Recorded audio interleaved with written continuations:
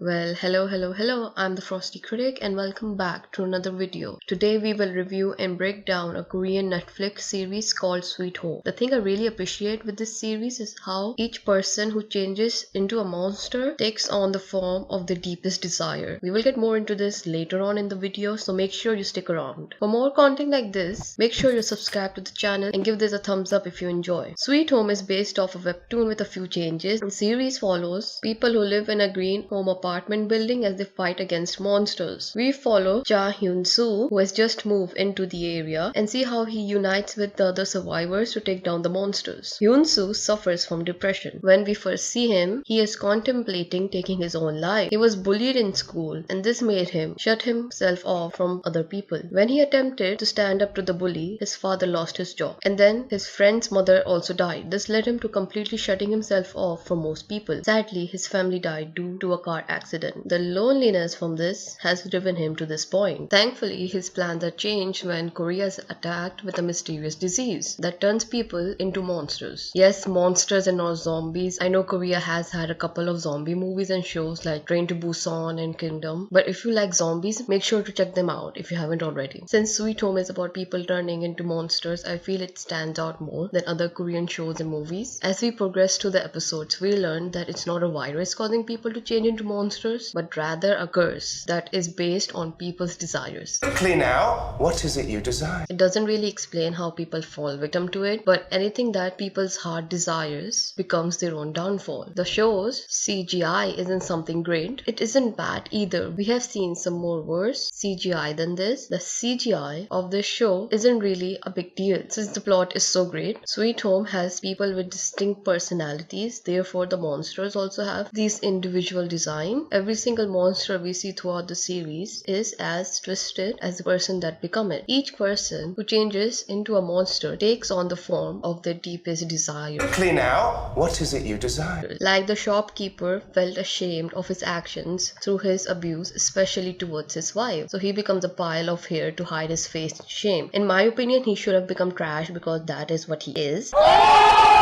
Then we had the slime monster, who was a child named Min, who saw her mother die by the blind monster. His desire was to become hidden and play eternity of hide and seek. The speed monster was an athlete who was jealous of another athlete because they were faster than him, and his desire was to become more speedy. Lastly, we have the protein monster, who was a muscle bodybuilder addicted to protein. You could read into a lot of the subtext and see why certain things were the way they were. We learned that they are at their most vulnerable during the golden hours, meaning they can be defeated. One of the symptoms of the curse, and by all means I have absolutely no idea how they did this really cool effect, is a nosebleed, in which the infected person bleeds all over their face. Now, Yoon-soo is the first person who gets the curse early on, but he doesn't actually transform. Why? Well, because he already has a strong desire to end his own life. So rather than becoming a monster and losing himself completely, he gains immortality. He cannot die, which makes him an asset for the rest of the survivors. The survivors have their own arc, and they become opposite to how they were at the start of the season, and they work really well as a team. Now, the show's real monsters are obviously the humans. Like, is this really that surprising? The apartment is taken over by some other people that kill you just for looking at them. This group is insane. They drink blood. They completely changed the show's dynamic. Later on, Young-soo is saved by a monster, meaning not all monsters are bad. The survivor group takes some of the gang members down, but Young-soo's secret is revealed, and they take him with them. One of the gang members switches sides and reveals himself as a monster. Young volunteered for the experiments to remove the curse from inside of him, but it failed because the monster isn't in him, but it is him. He promises to not harm the survivors, but doesn't believe humans will show the same mercy. Ri has an asthma attack. Wook tries to leave with her, but Young stops them both. Young-suk realizes that he's not good for the camp and agrees to leave with them to spare the others. Song-wook takes Ri outside, but Young shoots them and the survivors. Young pushes Young-soo into embracing his monster, which makes him grow wings. Duksik arrives and hugs him, and he returns back to normal, but he's completely broken. Young-soo has forgotten all the events that occurred. We then see Mr. Ran, who was digging a tunnel, but he passed away. The group finds the door that he was trying to locate. This gives them an escape. The military arrives and demands that the infected people are handed over over. The survivors flee and Young-soo decides to face the military. They are surrounded by soldiers. I think that the survivors will be forced to join the military and participate in the experiments. We see Won-hook has a nosebleed, meaning he is turning into a monster. I know many people viewed him as having no empathy because he made tough choices to save the group, but I think he knows what he is doing. He is fully aware of his actions. The final ends with Young-soo memories coming back to him as he heads towards the military. But wait, it isn't the case. It's actually Sung-wook driving it. I think Sung-wook has also transformed into a monster. The show really got me when the younger sister yelled Oppa as the survivors dragged her in the cave. She never called him Big Brother till they split and she lost her last family member. It shattered my heart. I think in season 2 it will be based on mostly Young-soo and Seok-woo maybe returning to the survivors or the military, and maybe they might fight against them. This is just one of my theories. I would love to hear your thoughts and opinions, so comment down below and hit the thumbs up button if you enjoy. Thanks for watching.